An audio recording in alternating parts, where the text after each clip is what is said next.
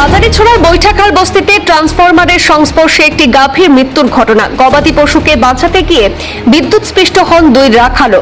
লোয়ারপুর APDCL কর্তৃপক্ষের বিরুদ্ধে অবহেলার অভিযোগ তুলে স্থানীয়দের অভিযোগ, ট্রান্সফরমারের ত্রুটির কারণে এই দুর্ঘটনা সংঘটিত হয়েছে। একটা গরু হোক সামনে গেছে, একটা গরু ওখানে লাগিয়ে গেছে, বুঝছেন? আর ছেলে বিয়েটা গরুর করে এরপরে ও বড় ছেলেটা আগে গেছে, সৌ খোলার হসপিটাল একটা ফাড়া মারা রসিদ দিয়ে আমরা।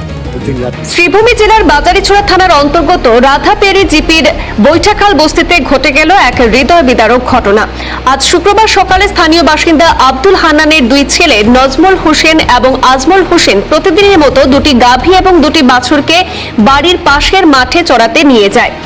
অভিযোগ যে মাঠে বন্যার জল জমে থাকায় গরুগুলি চড়তে চড়তে একটি বৈদ্যুতিক ট্রান্সফরমারের কাছে চলে যায়। সেই সময় একটি গাভী বিদ্যুতের সংস্পর্শে এসে মাটিতে লুটিয়ে পড়ে।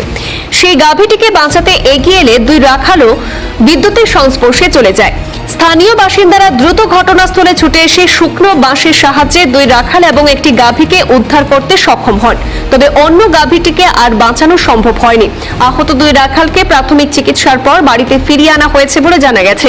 স্থানীয়দের অভিযোগ, ট্রান্সফরমারের একটি বিদ্যুৎ লাইন পাশের ব্যারিকেডে সংযুক্ত হয়ে পড়েছিল, যার ফলে এই দুর্ঘটনা সংঘটিত হয়। এই ঘটনার জন্য স্থানীয়রা লোয়ারপুর এপিডিসিএল কর্তৃপক্ষের বিরুদ্ধে অবহেলার অভিযোগ তুলেছেন। পাশাপাশি আহতদের চিকিৎসার ব্যয় বহন এবং মৃত গাভীর ক্ষতিপূরণেরও দাবি জানিয়েছেন। এখানে আজকে দুইটা গরু ওদিকে নামিয়ে দিয়েছে আমার কারণে, দুইটা বাচ্চাও গরু করে আসলাম, এই আজমল আর নজমল দুইটা ছেলে। আমিও চাইতো আমার গড় থাকার কারণে আমি ওখানে বইয়া টিভি দেখি, আর তারা একটা আমার দেখা লাগাইছে, শুনছি মামা মামা ওদিকে আও, আমরা গরু কারেন্টে দড়ি লেগেছে। তখন আমি দৌড়িয়া বারো গিয়া দেখি ওখানে তারা সহ একটা গরু টানের আর একটা গরু সামনে পড়ে গেছে গিয়া, এগু বেরোর দ্বারও কিনারও এখনো মরা আছে, আর গরু এগু তারা টানের। তখন আমিও গেছি গিয়া তারা কইছি রশি লাগাইয়া দেও, গরু এগু তো রশি লাগাইছ, তারারও লাগাই দিয়েছে। এরপরে আমার উপৈশবার একটা ছেলে ও আছে খাড়া, হ্যাঁ, তারা আমরা এমনি সঞ্জিত হইয়া রাখি, তারা অন্য নাম আছে, হেও আইছে। আবার হরে হেও গিয়া লামছে, লামিয়া তখন আমরা গরু আর দুইটা বাচ্চা টানিয়ে উঠাইছি, আর একটা গরু ওখানে মারা গেছে, এখনো আছে।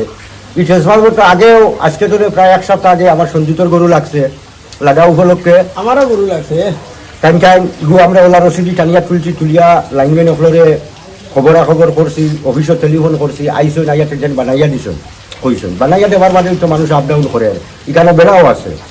আমরা মানুষ খুব যাই না, কিন্তু গরু বাছুর রাস্তা যাই গিয়া গেলে ওলা অবস্থা হয়। কিটা প্রবলেম এই ট্রান্সফরমার? এটা দেখুন তিন কারণে আছে, এগুলো তো লাইনম্যানে জানবো, এগুলো কারেন্ট আর্থিং হইয়া থলে মাটিত গেছে। এর মধ্যে এগুলো মেশিন টনে মানে ট্রান্সফরমার টনে একসারা তেল নিচে বাইয়া পড়ে। এখন বৃষ্টির কারণে হইতে পারে, যে কোনো কারণে মানে এগুলো লাইন আর্থিং আছে, থাকার কারণে নিচে মরছে।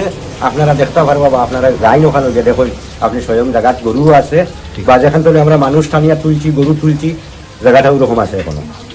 বুঝছেন, আমিও গরুর কিনারও টাকায় আমি জলদি বার হয়েছি, বা আমার বাগানের একজন মানুষ তাইনও আসলা, তাইনও গিয়ে সাথ দিয়েছে।